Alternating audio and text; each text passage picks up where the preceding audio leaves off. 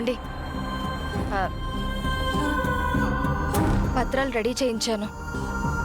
వద్దు పార్వతి, నా మాట విను. మా అన్నయ్యకి నిజం తెలిస్తే తట్టుకోలేడు. నేను చచ్చిపోయానన్న నిజం తెలిస్తే పర్వాలేదా మరి? అది కాదు పార్వతి.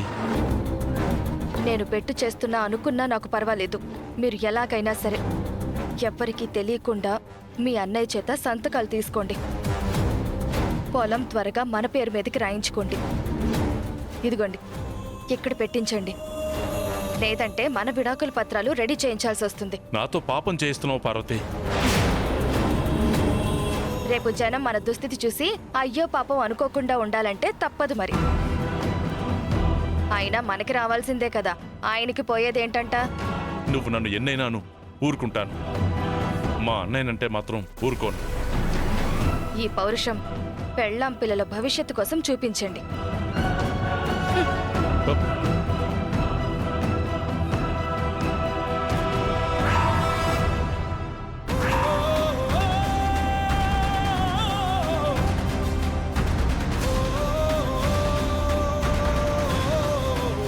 ఏంటి బాబా ఇది?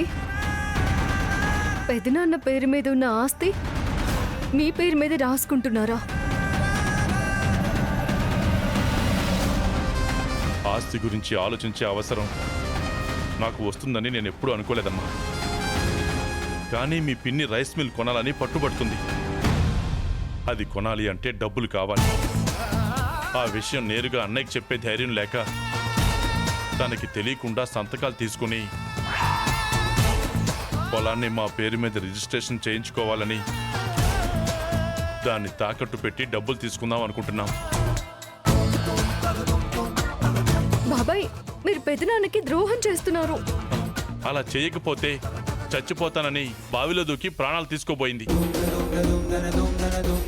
దానికి ఈ బుద్ధి ఎందుకు పుట్టిందో, నన్ను ఎందుకు ఇలా చంపుకు తింటుందో నాకు అర్థం కావట్లేదు. నేను కాదు కూడదు అంటే మళ్ళీ ఏ అఘాయిత్యం చేసుకుంటుందోనని ఒకే ఒక్క భయంతో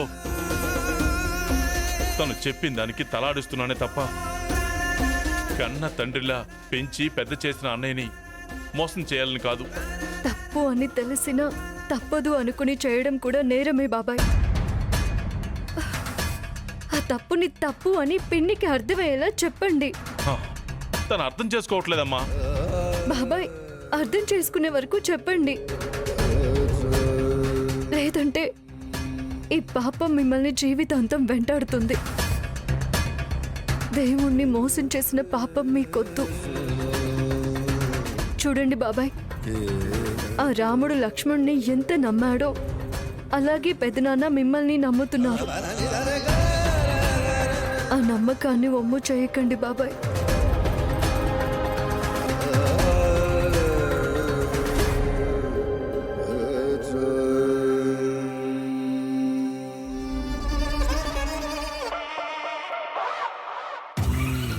నీ జీవితాన్ని నీ చేతులారా నువ్వే నాశనం చేసుకుంటున్నావు.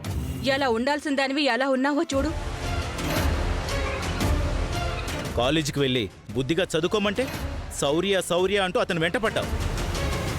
తనకి పెళ్ళయ్యాక కూడా తనే కావాలని మోహిని తిరిగినట్టు తన చుట్టే తిరిగి చూడు, చివరికి పనికిరాని వాణ్ణి చేసుకున్నావు. అంకుల్, మీ కూతురికి మొగుడన్న మర్యాద కూడా లేదు. ఛే, నోర్మోయ్. చెడపకురా చెడేవు అంటారు. అన్యాయంగా ఒకరికి కీడు తలపెట్టాలని చూస్తే మన బతుకులు అన్యాయం అయిపోతాయి. అత్తయ్య గారు, మీరు తిట్లు పెట్టకుండా తిండి పెడితే బాగుంటుందేమో.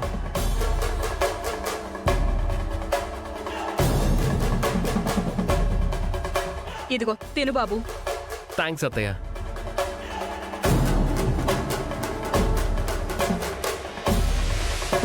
ఇదిగో తిను. నాకొద్దు. పచ్చి మంచి నీళ్ళు కూడా నేను ముట్టుకోను. Plate meals మిగిలిపోద్ది. అత్తగారు, అది కూడా నాకే ఇవ్వండి, తినేస్తాను. నా తప్పుని ఎత్తి చూపడానికి వచ్చారా? ఇకనైనా బుద్ధిగా బ్రతకమని చెప్పడానికి వచ్చాం. నాకు నీతి సూత్రాలు అవసరం లేదు. బెయిల్ కావాలి. నేను బయటికి రావాలి. ఆ రామ శౌర్యాల అంతు చూడాలి. మారవా? నువ్వు మారవా? ఎన్నిసార్లు కొట్టినా చావని పామువే నువ్వు. కరెక్ట్ చెప్పారు మావయ్య. ఓ, అదే నువ్వంత స్ట్రాంగ్ అని చెప్తున్నాను. ముందు బెయిల్ తీసుకొచ్చి నన్ను విడిపించండి. ఆవేశపడకే. చచ్చిపోతున్నాను ఇక్కడ. ఏసీ లేదు, ఏమీ లేదు. ఇంకొక క్షణం కూడా నేను ఇక్కడ ఉండలేను. నువ్వు చెప్పినవన్నీ ఉండాలంటే అది మన బెడ్రూమ్ అవ్వాలి. ముందు నిన్ను చంపేయాలి. ఇది చిన్న కేసు కాదు. స్టూడెంట్స్ జీవితాలు తాడుకున్నావు. ఒకడు చావు బ్రతుకుల్లో ఉన్నాడు. వాడు పోతే నీకు బెయిలు ఎప్పటికీ రాదు. నేను కరెక్ట్ గానే ప్లాన్ చేశాను, కానీ ఆ రామలక్ష్మి ఉందే, దానివల్లే నా ప్లాన్ అంతా ఫెయిల్ అయింది. నాకు పెళ్లి చేసి ప్రెగ్నెన్సీ వచ్చేలా చేసింది. ప్రతిసారి ఆ రామలక్ష్మి ముందు నేను ఓడిపోతూనే ఉన్నాను. నేను జైలుకి వెళ్ళానంటే దాని ముందు ఓడిపోయినట్టే. ఆ పరిస్థితి వస్తే నా శవాన్ని చూస్తారు. నాకు భోజనం కంటే బెయిలే ముఖ్యం. మావయ్య గారు నన్ను మర్చిపోకండి. ఎంతైనా మీ అల్లుండి కదా. దీని కన్న పాపానికి తప్పదు కదా. ఏదో ఒకటి చేస్తాను. బయటికొచ్చాక బుద్ధిగా ఉంటానని చెప్పమను. నేను ఆ రామలక్ష్మి శౌర్యల అంతు చూశాకే అప్పుడు ఆలోచిస్తాను. చూసావా ఆ పొగరు? అది మారదు. అలాంటి దానికోసం నేను అందరి కాలు గడ్డలు పట్టుకోవాలా? నువ్వు రావే ముందు. నాకు బెయిల్ కావాలి. అమ్మా టైం అయిపోయింది, రా. అత్తయ్య గారు ఏదో ఒకటి చేసి బెయిల్ ఇప్పించండి. చిచి,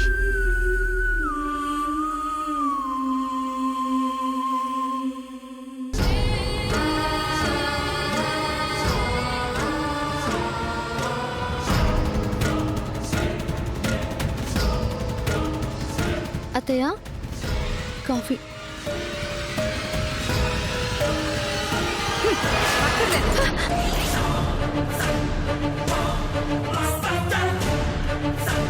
అత్తయ్య ఎంత విషయం ఉంటే ఇవ్వు. ఏమైందే? ఎందుకలా అరుస్తున్నావు? ఇది నా కొడుకు కోడల్ని అరెస్ట్ చేయించి నాకు వేడివేడిగా కాఫీ ఇస్తే నా కోపం చల్లారుతుందనుకుంటుందా? అమ్మా, రామ మీద కోపం కప్ మీద చూపిస్తే తగ్గిపోతుందా? పర్వాలేదు సార్, నేను క్లీన్ చేస్తాను.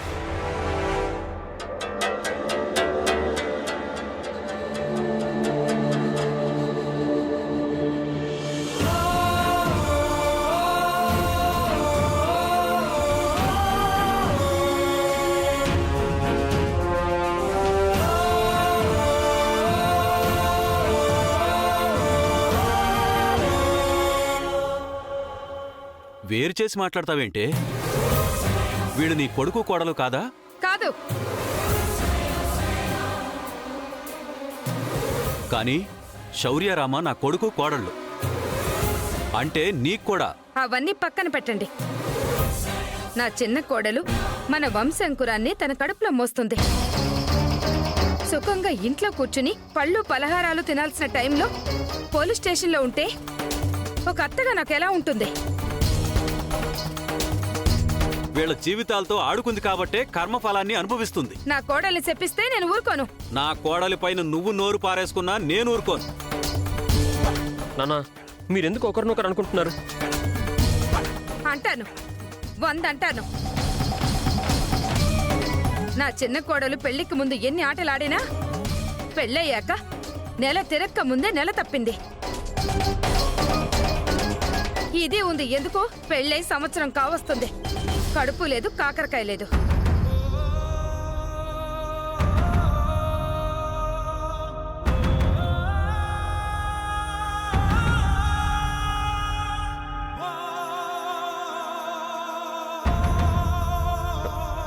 అమ్మా, ఏంట్రా నిజాలు మాట్లాడుతుంటే మండిపోతుందా?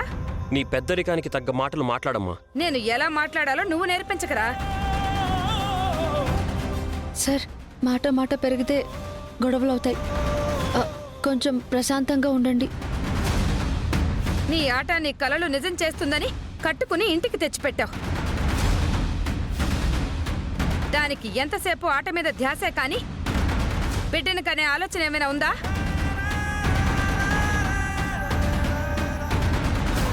నీకు అసలు మైండ్ పనిచేస్తుందా? నువ్వు ఏం మాట్లాడుతున్నావో నీకైనా అర్థం అవుతుందా? పూర్తి స్పృహతోనే మాట్లాడుతున్నాను.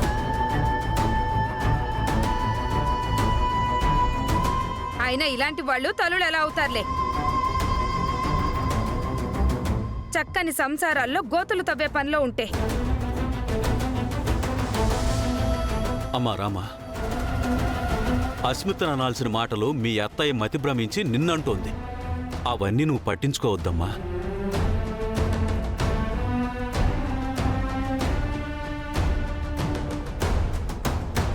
శౌర్య,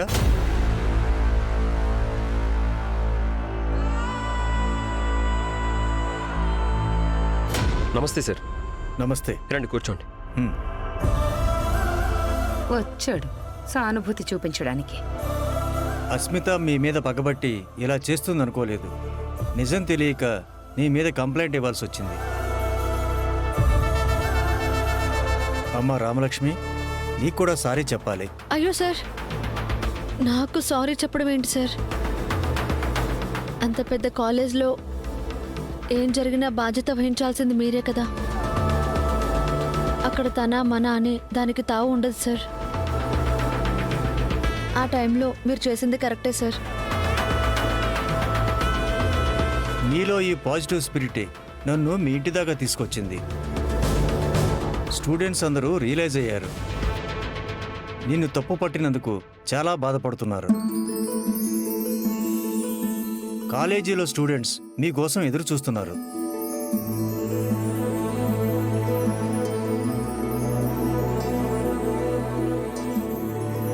మీ జాబ్ తిరిగి మీకే ఇస్తున్నాను.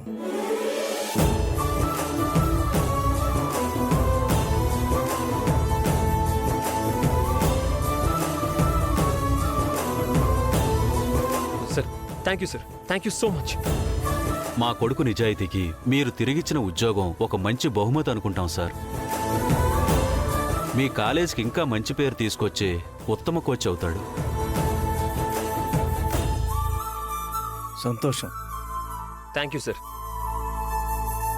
ఉంటాను సార్.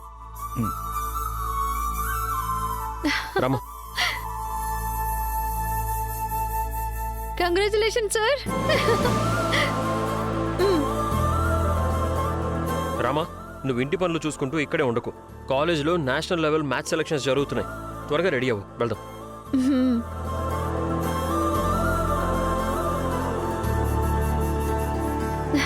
చూసావా అమ్మా, కాలం ఎవరిని ఎక్కడ పెట్టాలో అక్కడ పెడుతుంది. మామయ్య ఒక నిమిషం. హలో, యాడ్ ఏజెన్సీ నుంచి మాట్లాడుతున్నాం మేడం. చెప్పండి సార్. ఈరోజు షూటింగ్ ఉంది మేడం, మీరు రావాలి.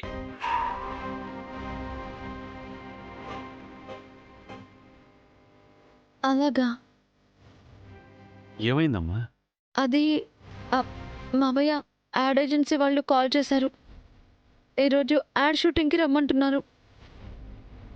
ఈ విషయం శౌర్య సార్కి తెలిస్తే ఏమంటారు? వాడికి తెలిస్తే ఖచ్చితంగా కొంపలు అంటుకుంటాయమ్మా. ఇప్పుడు ఏం చేయాలి?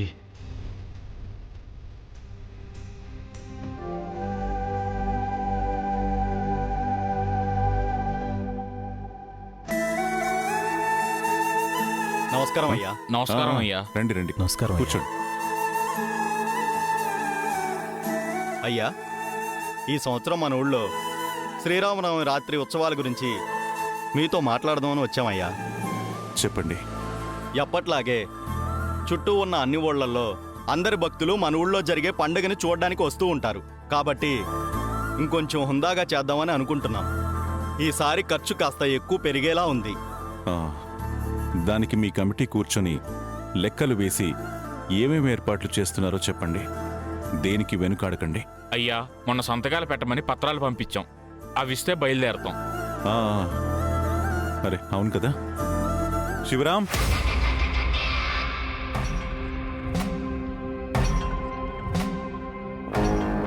అన్నయ్య, దేవాలయానికి సంబంధించిన పత్రాలు తీసుకురా. అలాగే అన్నయ్య.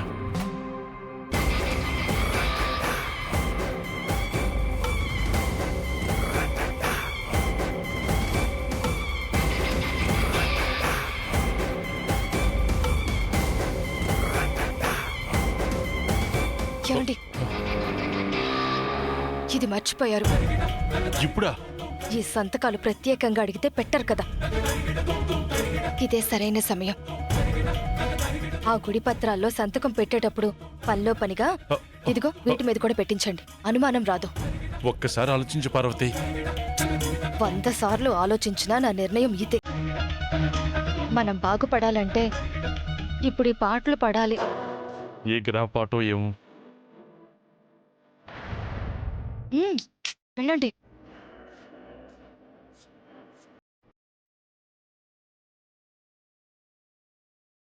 అన్నయ్య,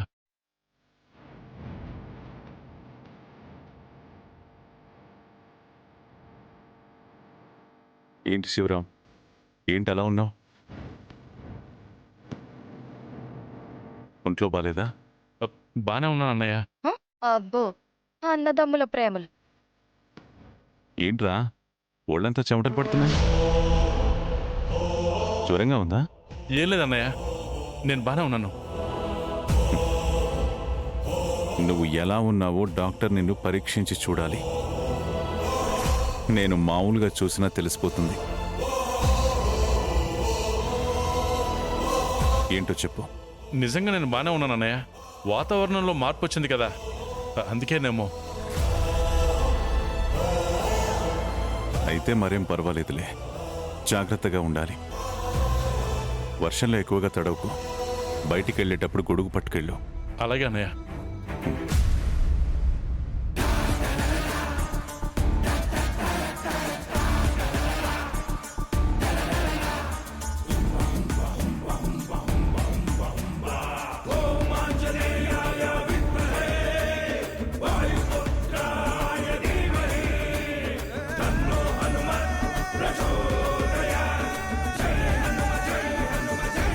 బావగారు, ఏంటి పార్వతి? బిట్టు స్కూల్ ఫీజు కట్టాలి.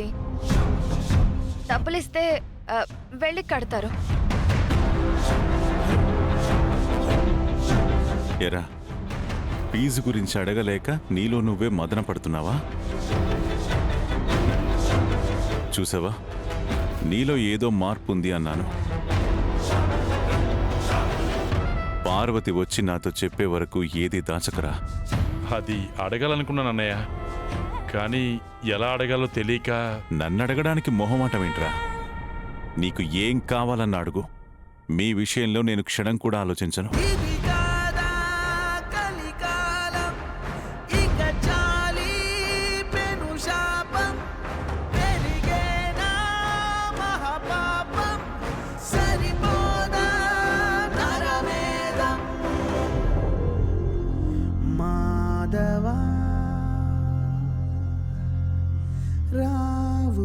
వీళ్ళకి డబ్బులిచ్చి పంపించు.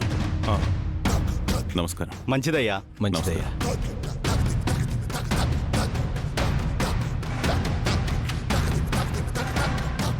నేను తీసుకొస్తాను, మీరు వెళ్ళండి. అలాగే అయ్యా.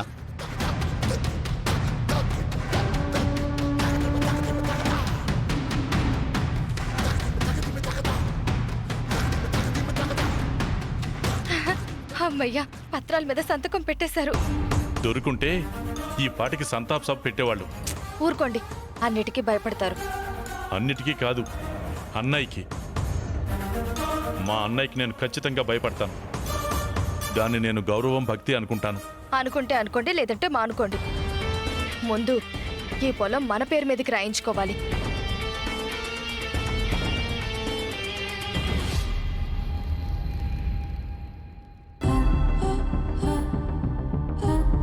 ఆ అమ్మవారి దయ వల్ల అంత మంచి జరుగుతుంది.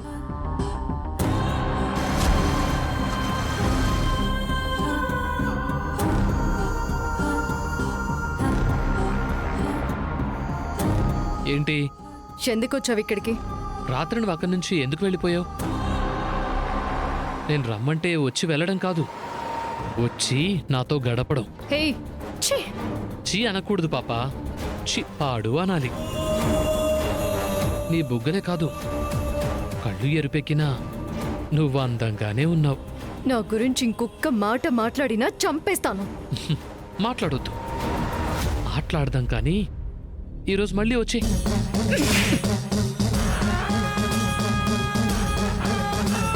పిచ్చి పిచ్చిగా ఉందా? నన్ను కొడతావా? ఇప్పుడే ఆ వీడియో బయట పెడతాను చూడు.